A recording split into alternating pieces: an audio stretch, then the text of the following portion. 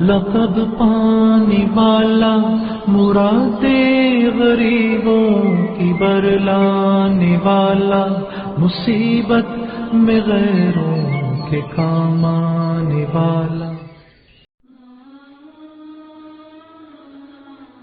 عمر فاروق کے اسلام لانے کے بعد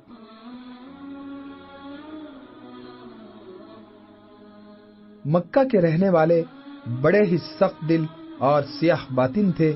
کہا جا سکتا ہے کہ ان کے دل پتھر کی طرح سخت تھے، مگر بعض پتھروں سے تو پانی برسنے لگتا ہے، یہاں تک کہ چشمے پھوٹ نکلتے ہیں۔ اور یہاں تو قریش کے دلوں میں اتنی بھی صلاحیت نہ تھی، قدرت نے ان کو سمع قبول سے بھی محروم کر دیا تھا۔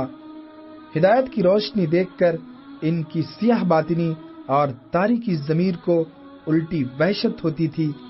ان کے دلوں میں سچ مچ تالے پڑے ہوئے تھے، آنکھیں تھیں مگر دیکھتی نہ تھیں، کان تھے پر سنتے نہ تھے، اور دلوں میں شعور و فکر کی استعداد ہی باقی نہ رہی۔ نادانی کے مجسمے، جہالت کے پیکر اور گمراہی کی چلتی پھرتی مورتیں۔ محمد صلی اللہ علیہ وسلم نے ان نادانوں کو طرح طرح سے سمجھایا، دل نشی سے دل نشی انداز بیاں ان کے لیے صرف کر دیا، عذاب الہی کے ڈراوے کو بار بار دہرایا، ان سے کہا کہ یہ دنیا کی زندگی تو چند دن کی ہے، اس پر نہ اتراؤ، اصل زندگی تو آخرت کی زندگی ہے، مرنے کے بعد اللہ تعالی تمام مخلوقات کو پھر سے زندہ کرے گا، اور قیامت کے دن ہر نفس کے اعمال پر محاسبہ ہوگا۔ مشرکوں، کافروں اور فاسقوں کے لیے اللہ تعالی نے جہنم بنائی ہے، جہاں بڑے دردناک عذاب دیے جائیں گے۔ اور یہی نہیں، پچھلی قوموں کی تباہی اور ہلاکت کی داستانیں بھی سنائی کہ ان کے چہرے اور رہنے کے مکان تک پہچانے نہ جاتے۔ اللہ تعالیٰ کے عذاب نے جب ان کو آ کر پکڑا تو کوئی طاقت بچا نہ سکی، آندھی کے ایک جھونکے اور عذاب الہی کی ایک چیخ نے انہیں موت کی نیند سلا دیا۔ ہدایت اور بھلائی کی ان باتوں کا قریش نے الٹا مذاق اڑایا۔ نادان آپس میں کہتے کہ محمد ابن عبداللہ پر کسی نے جادو کر دیا ہے صلی اللہ علیہ وسلم۔ کوئی رائے زنی اور قیاس آرائی کرتا کہ یہ محمد جس کو وہی بتاتا ہے بس زیادہ سے زیادہ اعلیٰ درجے کی شاعری ہے صلی اللہ علیہ وسلم، اور اس میں کچھ کہانت کی بھی جھلکیاں نظر آتی ہیں۔ صداقت کا آفتاب طلوع ہو چکا تھا، مگر اندھے اس کی روشنی سے محروم تھے۔ کفار قریش محمد صلی اللہ علیہ وسلم اور آپ کے پیام کی دشمنی میں انتہائی شدید اور بے باک تھے، مگر اس عداوت کے باوجود ان کے دل اندر سے سہمے ہوئے سے تھے۔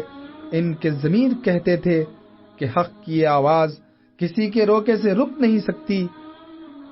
اس پیام صداقت میں غیر معمولی طاقت پائی جاتی ہے، مخالفتیں اس کا کچھ بگاڑ نہیں سکتی۔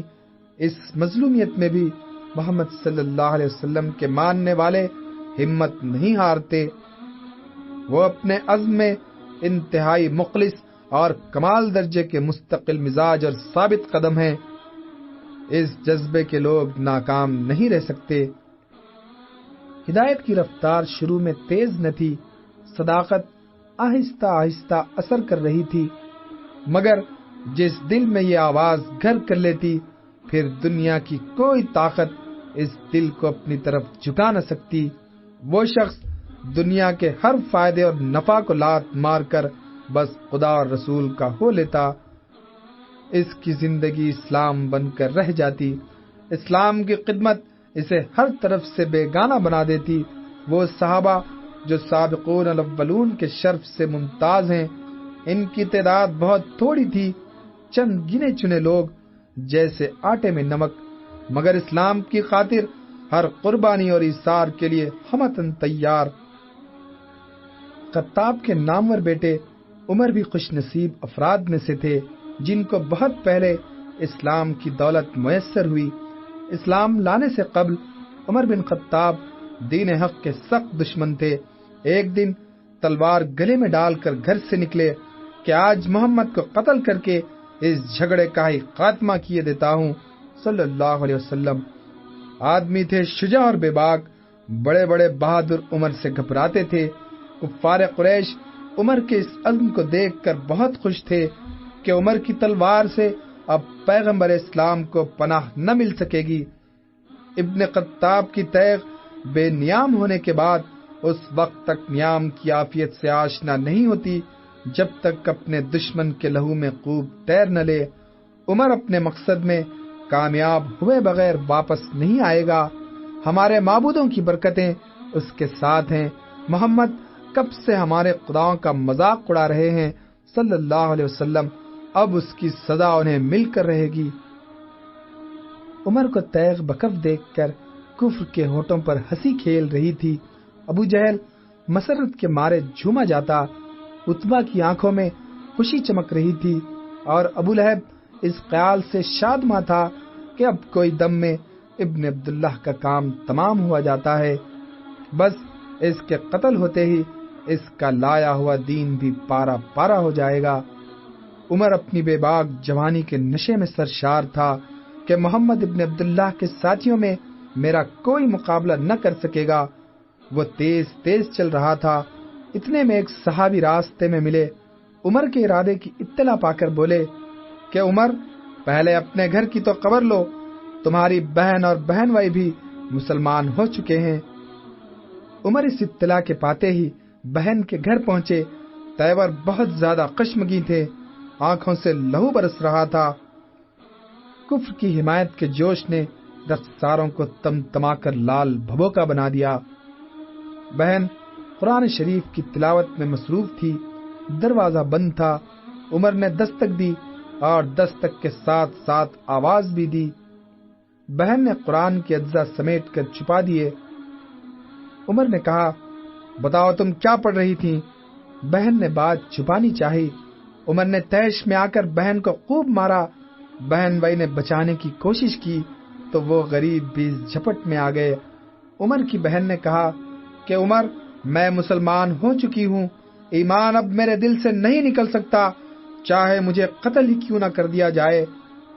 اس جواب پر عمر کو غصہ آنے کے بجائے حیرت ہوئی۔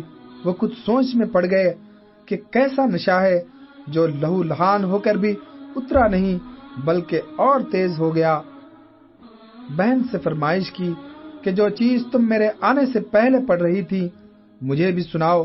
بہن نے قرآن کی آیتیں تلاوت کی۔ ایک ایک لفظ عمر کے دل میں نشتر کی طرح اترنے لگا۔ بے اختیار آنکھیں ڈبڈبائیں۔ اللہ کے کلام کی تاثیر نے تقدیر عمر کو بدل دیا۔ ایمان کی باد بہاری جو چلی تو کفر و بے یقینی کے چراغ آن کی آن بجھ گئے۔ محمد صلی اللہ علیہ وسلم کی خدمت میں عمر تیزی کے ساتھ پہنچے۔ حضور عمر کا گریباں پکڑ کر مسکرائے۔ عمر نے کلمہ شہادت پڑھا اور صحابہ اکرام نے اس جوش کے ساتھ نعرہ تکبیر بلند کیا کہ مکے کی پہاڑیاں گونج اٹھی۔ محمد کی ایک مسکراہٹ نے عمر کو سب کچھ دے دیا صلی اللہ علیہ وسلم۔ ہدایت، سعادت، برکت، فوز و فلاح اور وہ سب کچھ جو ایک خدا شناس اور جویا حق کو دیا جا سکتا ہے۔ عمر جو محمد کو قتل کرنے کے ارادے سے چلے تھے اب محمد کے غلام بن کر لوٹے صلی اللہ علیہ وسلم، سر سے پیر تک بدلے ہوئے۔ 100 سالہ دور چرخ تھا، ساقی کا ایک جام نکلے جو میں کدے سے تو دنیا بدل گئی۔ کفار قریش اس انتظار میں تھے عمر واپس آ کر خوشخبری سنائیں گے کہ میں اپنے مقصد میں کامیاب ہو گیا، اور ہم سب مل کر لات و حبل کی جے پکاریں گے، اور اس کے بعد اپنے کانوں سے خدیجہ کی آہو بکا، ابو بکر کی غمناک چیخیں، علی کی دل دوز آہیں اور بلال حبشی کی صدائے فغاں و فریاد سنیں گے۔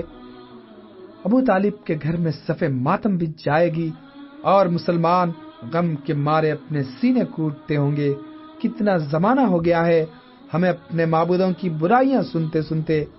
برداشت کی ایک حد ہوتی ہے۔ ابن خطاب کی غیرت نے آخرکار ہم سب کو سرخرو کر دیا، ورنہ دنیا کہتی کہ یہ قریش بڑے بے غیرت اور بزدل ہیں، کہ ایک انسان کو نہ مارا گیا ان سے، مگر قدرت ان کے ارادوں اور خوش خیالیوں پر ہنس رہی تھی کہ نادانوں، تمناؤں کے جن کمزور کھلونوں سے تم دل بہلا رہے ہو بہت جلد ٹوٹنے والے ہیں۔ تمہاری امیدوں کے باغ اجڑ تو سکتے ہیں مگر لہلہا نہیں سکتے، تمہاری آرزوؤں کے محل سرنگو ہو کر رہیں گے۔ اپنی کثرت اور قوت پر اتنا گھمنڈ نہ کرو، محمد سے جنگ خود خدا سے جنگ ہے صلی اللہ علیہ وسلم۔ اپنے کو قوی اور مسلمانوں کو کمزور پا کر اتراؤ نہیں، کامیابی اور ناکامی اللہ کے ہاتھ میں ہے۔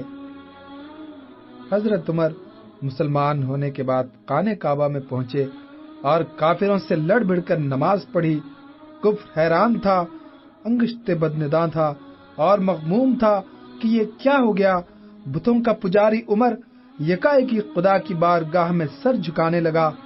محمد صلی اللہ علیہ وسلم کا دشمن ان کا غلام بن گیا، جس کی تلوار سے ہم قریشیوں کو بہت کچھ امیدیں تھیں، اب وہ تلوار اسلام کی حمایت میں بے نیام ہوا کرے گی۔ ابن خطاب کا مسلمان ہونا بہت بڑا واقعہ ہے، ایسا محسوس ہو رہا ہے جیسے ہم قریشیوں کا سیدھا بازو ٹوٹ گیا۔ عمر سے اس نادانی اور کم ہمتی کی ہمیں ہرگز توقع نہ تھی۔ محمد ابن عبداللہ کی نگاہ اور زبان میں نہ جانے کیا تاثیر پنہا ہے کہ آدمی بس انہی کا ہو کر رہ جاتا۔ حضرت عمر حضرت حمزہ جیسے بہادر اور جری لوگوں کو مسلمان ہوتا دیکھ کر اہل مکہ کی عداوت اور تیز ہو گئی۔ ان کے عتاب کا پارا بہت اونچا ہو گیا۔ آپس میں مشورے ہونے لگے کہ اگر اسلام کی ترقی کی یہی رفتار رہی تو ہمارے دیکھتے دیکھتے سارا مکہ اپنے آبائی دین سے پھر جائے گا اور لات و حبل کی طرف شاید ایک پیشانی بھی نہ جھکا کرے گی۔ یہ چیز اب برداشت نہیں کی جا سکتی اور اس کا توڑ جلد اور بہت جلد ہونا چاہیے۔ سب لوگ اکٹھے ہو کر ابو طالب کے پاس آئے، تمتمائے ہوئے چہرے، غضبناک تیور، جوش و غضب سے آنکھوں کے ڈھیلے نکلے پڑتے تھے۔ کسی کے گلے میں تلوار، کسی کے ہاتھ میں نیزہ اور کسی کے کاندھے پر ترکش لٹکی ہوئی۔ دکھانا یہ تھا کہ ہم لڑائی کے لیے تیار ہیں، ہمارے پاس زور ہے، ساز و سامان ہے، آدمیوں کی کثرت اور اسلحہ کی بہتات ہے۔ ہم نے نعرہ جنگ بلند کیا تو پھر مکے کی گلیوں میں خون کی ندیاں بہہ جائیں گی۔ ان لوگوں نے ایک زبان ہو کر ابو طالب سے کہا، ابو طالب، ہم آپ کا احترام کرتے ہیں، اسی احترام اور مروت کے سبب ہم نے اب تک کوئی مزاحمت نہیں کی۔